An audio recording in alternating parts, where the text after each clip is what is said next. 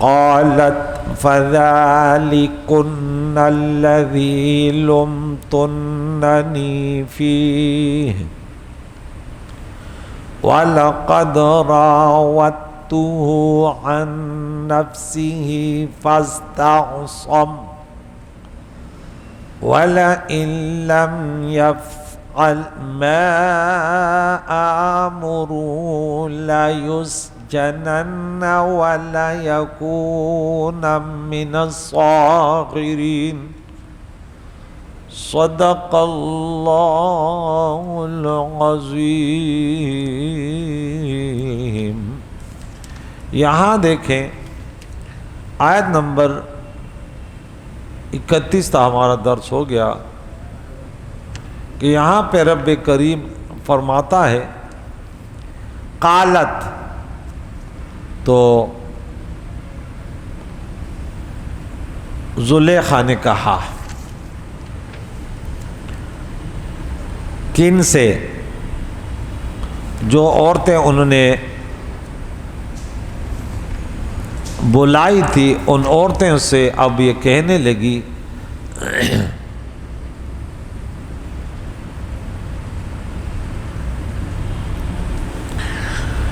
کہ فَذَلِكُنَّ الَّذِي لُمْتُنَّنِي، یہ ہے وہ جن پر تم مجھے طعنہ دیتی تھی اور مجھے ملامت کرتی تھی کہ آپ نے یوں کیا یوں کیا، اب آپ انہیں دیکھ کر آپ کی حالت اور ہو گئی ہے۔ تو یہ وہ ہے، اور انہوں نے اس لیے بلایا تھا کہ یہ مجھے اس میں معذور جانے کہ یہی ہے وہ جس کی وجہ سے تم مجھ کو ملامت کرتی تھی۔ وَلَقَدْ رَاوَدتُّ عَن نَفْسِي، اب بات یہ ہے، یہ اب عورتوں سے کہہ رہی ہے، دوسری عورتوں سے، کہ میں نے اس کو اپنے طرف راغب کیا تھا۔ فَاسْتَعْصَمَ، لیکن یہ بچا رہا، اس نے ہمیشہ اپنے آپ کو بچایا۔ اور وَلَئِن لَمْ يَفْعَلْ مَا آمُرُهُ، اگر اس نے وہ کام نہ کیا جو میں نے اس سے کہا تو لَيُسْجَنَنَّ، تو ضرور قید کر دیا جائے گا۔ وَلَيَكُونَ مِنَ الصَّاغِرِينَ، اور یہ عزت اٹھانے والوں میں تکلیف اٹھانے والوں میں سے یا بے عزت لوگوں میں سے ہو جائے گا، یا ذلیل لوگوں میں سے ہو جائے گا، یا ضرور ذلت اٹھائیں گے۔ اللہ اکبر کبیرہ۔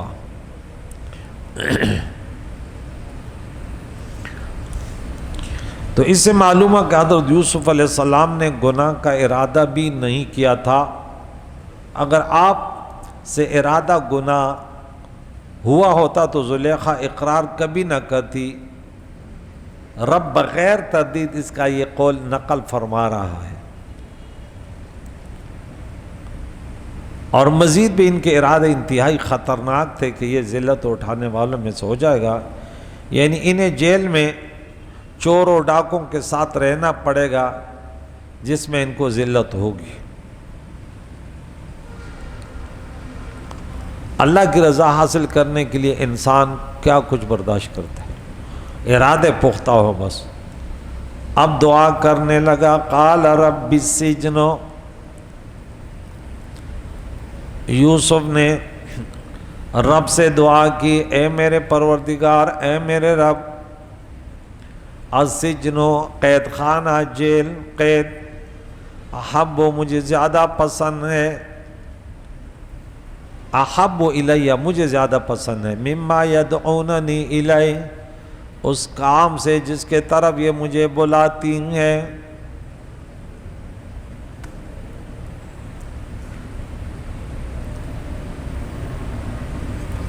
یہاں یہ معنی نہیں کہ تھوڑا سا وہ بھی پسند ہے، معنی یہ اس میں پیدا ہوتا ہے کہ اب میں کہتا ہوں کون سی کتاب، بولے یہ کتاب مجھے زیادہ پسند ہے، یعنی یہ بھی پسند ہے، لیکن یہ دوسرا معنی یہاں پہ نہیں ہے، وہ قطعاً پسند نہیں ہے، جو ان کا ارادہ ہے وہ قطعاً پسند نہیں، کبھی کبھی اس کا ایک معنی ہوتا ہے، دوسرے دونوں نہیں ہوتے۔ کہ یہ فلاں سے بہتر ہے تو دوسرا بھی بہتروں میں ہوتا ہے نا.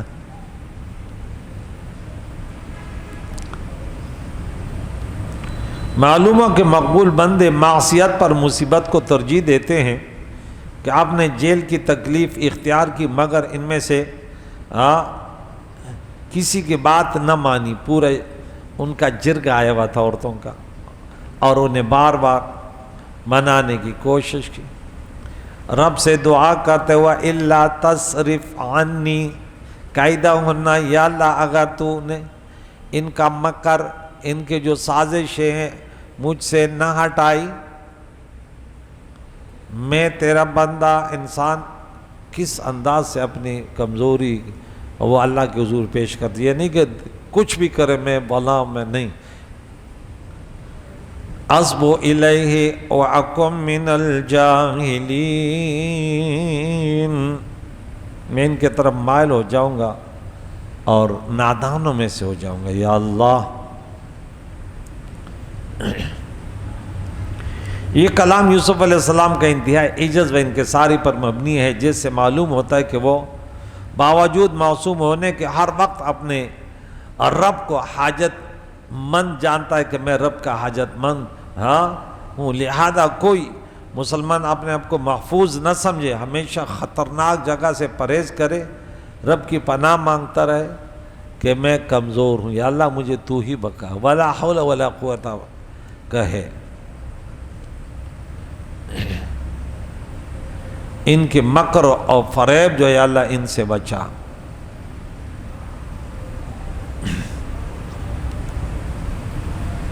کیدہن، ان کی سازشوں سے بچا. معلوم ہے کہ معصیت کے مقابلے میں مصیبت آسان ہے، اللہ معصیت سے بچائے. اللہ تعالیٰ نے یوسف علیہ السلام کو ان کے پھندوں سے بچا کر جیل خانے میں رکھا اور اس سے احسان و انعام شمار کیا. گناہ سے بچا لینا یہ اللہ کا فضل ہے. انہ هو السمیع العلیم، بے شک اللہ دعاؤں کو سنتا ہے، سمیع الدعا. فاستجاب واکم من الجاہلین، میں نادانوں میں سے ہو جاؤں گا. اب انبیاء کی دعا جہاں بھی آئی نا سورہ انبیاء میں پڑھیں گے، اس کے بعد فاستجاب، فوراً اللہ نے دعا قبول کی. پیاری پیاری دعائیں. اب دیکھیں دعائیں دل سے کی جاتی. انبیاء کی تو خیر شان ہے، لیکن اللہ نے قرآن میں سورہ مومن اور سورہ غافر کے 61 نمبر آیت میں ہم نے پڑھا کہ وہ بھی آپ کو بتا دوں. دیکھیں سورہ غافر، سورہ مومن اس کو کہتے ہیں، جو سورہ زمر کے بعد ہے اور سورہ حامیم سجدہ سے پہلے یہ ہے. یہ دیکھیں یہاں پہ آیت نمبر 61 میں رب کریم نے فرمایا وَقَالَ رَبُّكُمُ ادْعُونِي أَسْتَجِبْ لَكُمْ، تو یہاں عام قانون ہے. 60 نمبر آیت ہے کہ تمہارے رب نے کہا ادعونی، مجھ سے دعائیں کرو، استجب لکم، میں تمہاری دعائیں قبول کروں گا. بے شک وہ لوگ جو تکبر کرتے ہیں مجھ سے مانگنے میں، ان قریب جہنم میں یہ جہنم میں داخل ہوں گے ذلیل ہو کر. یہاں اور وہاں بھی جو ہم نے سورہ بقرہ میں 186 نمبر آیا تھا 85، اس میں کیا تھا؟ وَإِذَا سَأَلَكَ عِبَادِي عَنِّي فَإِنِّي قَرِيبٌ أُجِيبُ دَعْوَةَ الدَّاعِ، اجیب دعوت الداعی، میں دعا کرنے والے کی دعاؤں کو قبول کرتا ہوں. یہاں دیکھیں کہ رب کریم نے سورہ انبیاء میں جو سورہ طٰہٰ کے بعد اور سورہ حج سے پہلے یہاں دیکھیں بہت ساری دعائیں ہیں. تقریباً آپ آیت نکالیں 682 نمبر سے آ جائیں. 83 نمبر پر دعا ہے وَأَيُّوبَ إِذْ نَادَى رَبَّهُ أَنِّي مَسَّنِيَ الضُّرُّ وَأَنْتَ أَرْحَمُ الرَّاحِمِينَ. اور یاد کرو کہ جب ایوب علیہ السلام نے اپنے رب سے دعا کی، اپنے رب کو پکارا، نادا ربہ، اے میرے رب مجھے تکلیف پہنچی ہے اور تو بڑا مہربان ارحم الراحمین ہے، تو سب مہربانوں سے بڑھ کر مہربان، مہربانی کرنے والا ہے، رحم کرنے والا ہے.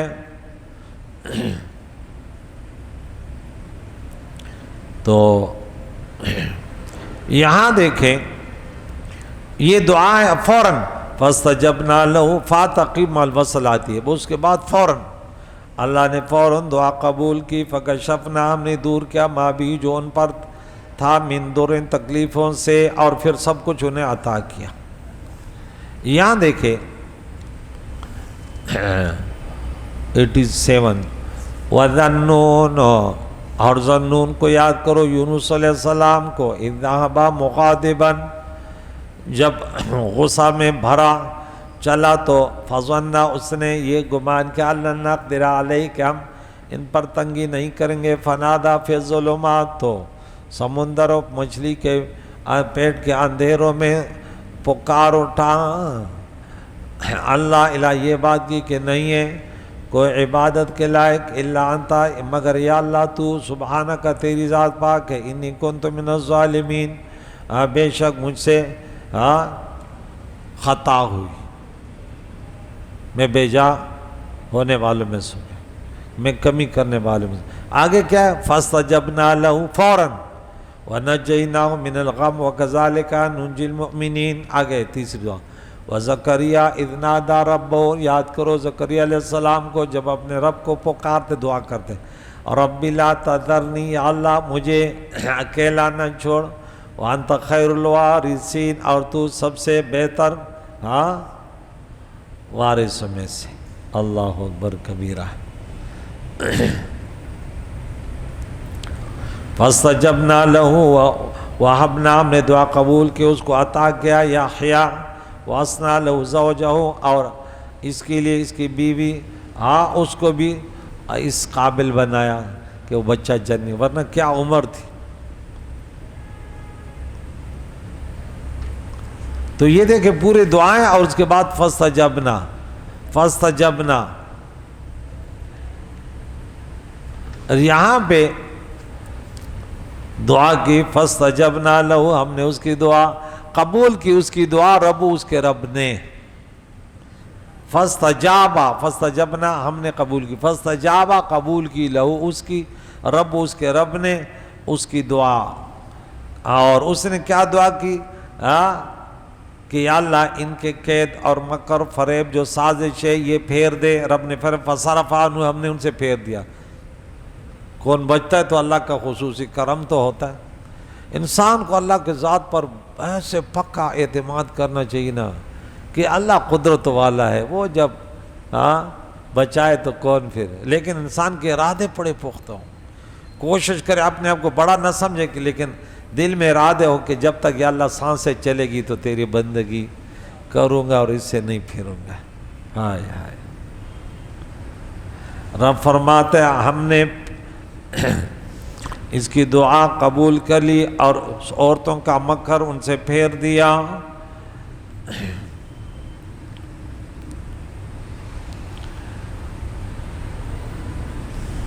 انہ هو السمیع العلیم، ثم بدا لهم من بعد ما رأوا الآیات، پھر جب انہیں ظاہر ہوا، بدا ظاہر ہوا، لہم انہیں، من بعد ما رأوا الآیات،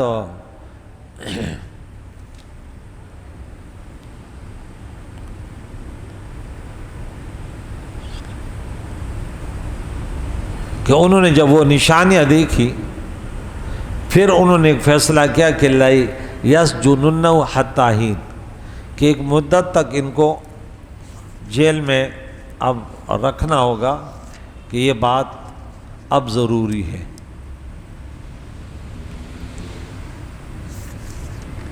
اب انہوں نے اس پہ فیصلہ کر لیا کہ اس کو جیل میں رکھیں۔ یعنی پھر یوسف کے پاک بازی کے علامت دیکھنے کے باوجود ان کی یہی رائے ہوئی کہ وہ کچھ عرصے کے لیے یوسف کو ضرور قید میں رکھیں۔ اس میں انہوں نے اپنے وہ جان لی کہ اس میں ہماری کامیابی ہے۔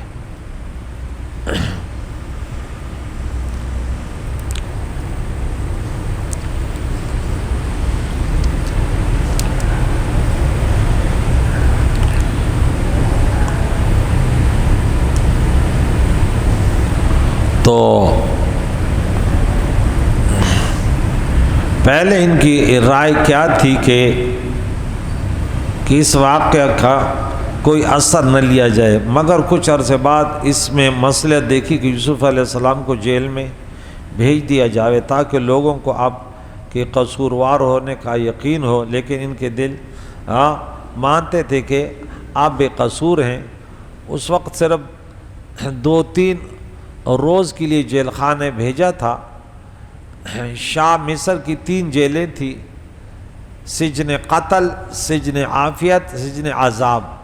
سجن قتل 40 گز نیچے زمین میں تھی کہ مجرم کو اوپر سے گرایا جاتا تھا، وہ گرتے گرتے مر جاتا تھا۔ سجن عذاب بھی زمین دوز تھی، اس میں اندھیرا اور سانپ بچھو تھے۔ سجن عافیت زمین پر تھی جس میں مجرم رکھے جاتے تھے، آپ کو سجن عافیت میں رکھا۔ سجن عافیت میں یوسف علیہ السلام کو انہوں نے مل کر مشورہ کیا، اس میں رکھ دیا۔ تو اس آیت میں حضرت یوسف علیہ السلام کی پاک بازی کے علامت کا ذکر ہے۔ وہ علامت یہ تھی کہ حضرت یوسف علیہ السلام کی قمیص کا پیچھے سے پھٹا ہوا ہونا، حضرت یوسف علیہ السلام کی اس عورت سے بھاگنا اور اس عورت کا حضرت یوسف علیہ السلام کا پیچھا کرنا، اس عورت کے خاندان کے ایک شخص کا اس عورت کو قصوروار قرار دینا اور حضرت یوسف علیہ السلام کی برات کو بیان کرنا، اس دعوت میں حضرت یوسف علیہ السلام کو دے کر ان عورتوں کا ہاتھ کاٹ لینا اور حضرت یوسف علیہ السلام کی برات کے لیے سبحان اللہ کہنا اور ان کے پارسائی کی وجہ سے ان کو فرشتہ قرار دینا۔ مدت کیا تھی جیل میں؟ تو اکرمہ بیان کر حضرت یوسف علیہ السلام 7 سال قید خانے میں رہے۔ یہ جامع البیان حدیث نمبر 14740 میں ہے۔ طارق اور سعید بن جبیر نے کہا کہ یہ مدت 6 ماہ تھی۔ یہ تفسیر امام ابن ابی حاتم حدیث نمبر 11551 میں ہے۔ اور ابو صالح نے حضرت ابن عباس رضی اللہ تعالیٰ عنہ سے روایت کیا کہ یہ مدت 5 سال تھی۔ حضرت ابن عباس رضی اللہ تعالیٰ عنہ سے ایک اور روایت ہے کہ یہ مدت 1 سال تھی۔ اکرمہ نے حضرت ابن عباس سے 7 سال کی روایت کی ہے۔ عطا نے کہا یہ قید اس وقت تک کے لیے تھی حتیٰ کہ لوگوں کی زبان اس واقعہ کے ذکر سے بند ہو جائیں۔ الماوردی نے کہا اس قید کی کوئی مدت معین نہیں کی گئی تھی اور ان کو غیر محدود مدت کے لیے قید کیا گیا تھا، اور یہی قول صحیح ہے۔ زاد المسیر جلد نمبر 4۔ کل پھر یہ جب جیل جاتے ہیں تو ان کے ساتھ جو ساتھی جاتے ہیں ان کے واقعہ کو آگے بڑھائیں گے۔ بہرحال ہمیں ان میں جو سبق ہے کہ کچھ بھی ہو اللہ کے نافرمانی نہیں کرنی۔ انبیاء علیہ السلام اولیاء خاص کر اہل سنت و جماعت کی پہچان ہے کہ وہ بڑی محبت کرتے ہیں، تو جو جن سے محبت کرتے ہیں پھر ان کے پیچھے چلتے بھی ہیں، ان کے سیرتوں کو سیکھتے ہیں اور پھر عمل کرنے کی کوشش بھی کرتے ہیں۔ اللہ ہمیں گناہوں سے بچنے کی طاقت عطا فرمائے۔ یا اللہ فلسطین کے مسلمانوں پر خصوص کرم فرما، امت مسلمہ جہاں بھی آباد ہے سب کے مال و جان و جد و آبرو کی حفاظت فرما، ہم سب کے مرومین کی مغفرت، زندوں کو دین اسلام پر جینے سے پر موت نصیب فرما۔ وصلی اللہ علیہ محمد و صحبہ اجمعین برحمتہ۔